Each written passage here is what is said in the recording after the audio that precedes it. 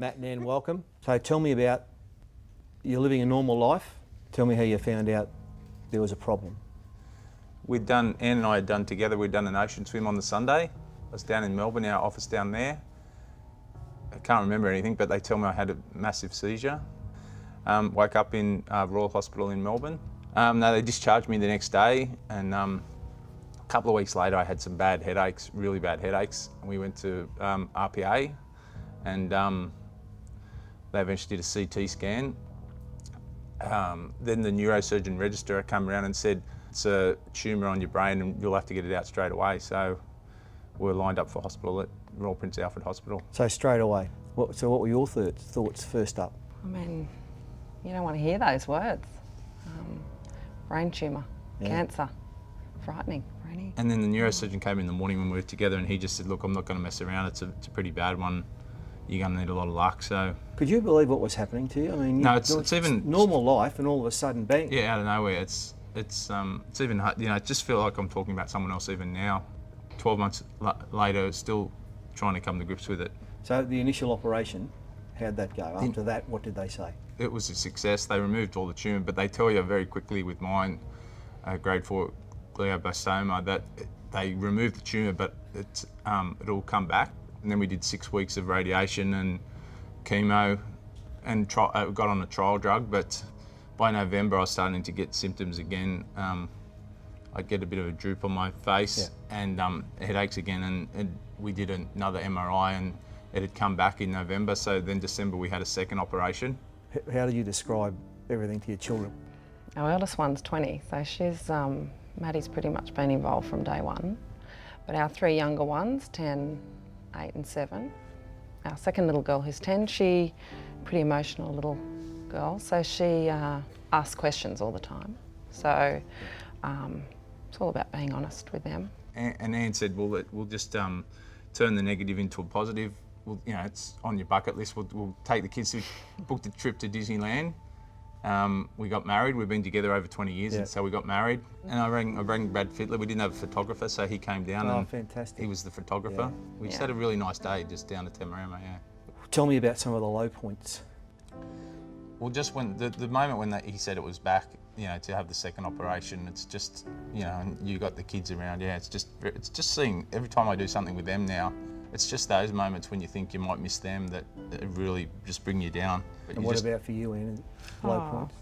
I don't think anyone should have to go through, you know, this terrible disease, which is basically, you know, the median survival rate is between 12 and 15 months. You know, you can't have low points. You don't have time. I don't have time to be upset and in a ball in the corner. I need to make memories. Have you got a long-term prognosis?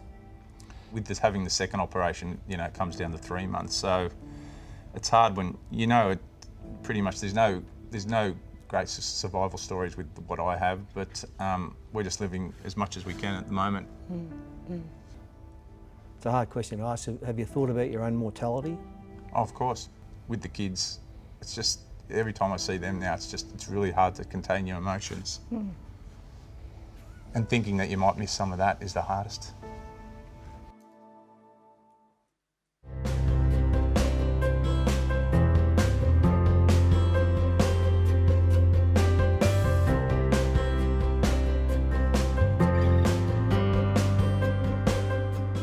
What do we need people to do in round 11, Beanie, for brain cancer? Brain cancer kills more people under 40 than any other cancer, yet gets less than 5% of government funding. So I just think it's just a matter of raising that awareness. If you just go to the Mark Hughes Foundation website, he's trying to make a difference as well. And if we can just do it by simply wearing your beanie or buying a beanie and wear it to the footy in round 11, you'll help make a difference. Whenever we've done something on the footy show, asking the rugby league community to help, bang, it's there. You know, the rugby league community is so great and so giving, and Todd Greenberg was on board straight away. So if we can just get, you know, raise awareness and some funding, we will make a real difference. Matty Callander and I have been mates and workmates for the better part of 25 years, and so the news was just devastating, as it was to everybody. And so the first thing that we wanted to do was to make sure that we were 100% on board. So he rang me on New Year's Eve, and he had this great idea about Beanie for Brain Cancer Round. And the idea being selling beanies at football games and online and raising money for brain cancer. And the obvious link was the Mark Hughes Foundation. So all we had to do then was just get the NRL on board. So next step was to get in touch with them and Todd Greenberg, and it just happened like clockwork. Well, there's a really important guy who works in rugby league, and particularly for Channel 9, which is Matt Callander, and we knew he was going through a difficult time, so we as a game wanted to make a difference. So we've reached out to clubs and players, and I've got to say, it's been phenomenal the way people have got behind it, so it makes the game pretty proud. The real message here is for fans and everyone to get behind this weekend and get behind a great cause. Get a beanie, get out to a game, support what we're trying to do, because what we're using here is rugby league to make a difference. Chief, round 11, beanie for brain cancer. And what do we want to achieve? I reckon, for me, right at the crux of it, there's just not enough funding. There is a correlation between money raised and life expectancy increased. And with all cancers, we all know in our heart that there is going to be a cure one day. The advancement in technology now is incredible across a lot of different platforms. But we always think it's going to be a bit later, but why not now? I reckon there's a bit of magic around with what Mark Hughes is doing with his research, and Matt and his family. I think there's some great things going to happen. You've been through a lot of troubles yourself. How are you travelling now? I was diagnosed 2 years ago with a malignant brain cancer, and it was inoperable, so I had radiation, and then I've been on chemotherapy for the last 2 years, and my results have been improving with every scan, so I'm very lucky. Fantastic, and you've just become the Queensland ambassador for what we're doing. The reality is we need a lot more research into brain cancer, and the money that will be raised through this campaign will go towards that, and it'll ultimately save lives. One thing that stands rugby league apart from I reckon other sports is the fact that we get community, we get family. We might be a bit imperfect at times, but we rally and support each other. We as a foundation want to do everything we can to support Matt. Matt's the inspiration behind this, and through this wonderful group of people that we've just met with, we're going to do our absolute best to make Beanie for Brain Cancer Round, something that's going to be a yearly thing. And just so grateful to the NRL, so grateful to so many people, but we're now just excited to get out there and make it work. Well, what do you want the rugby league community to do in round 11? Get behind it, go to the footy, buy your beanie or wear your own beanie, support. I think that's all we ask. If we can raise close to $500,000, then we can put on called a fellowship, which is a dedicated brain cancer research specialist at the Royal North Shore.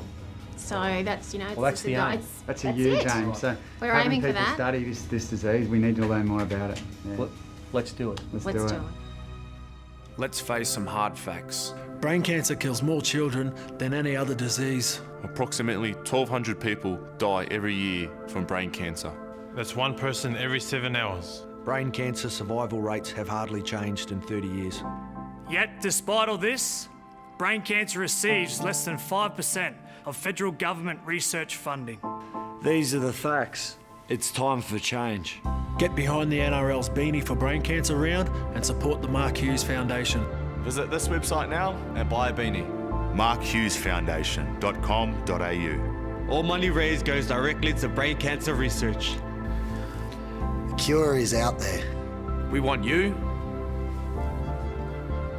to buy a beanie for brain cancer. Help make a difference. It's a no-brainer.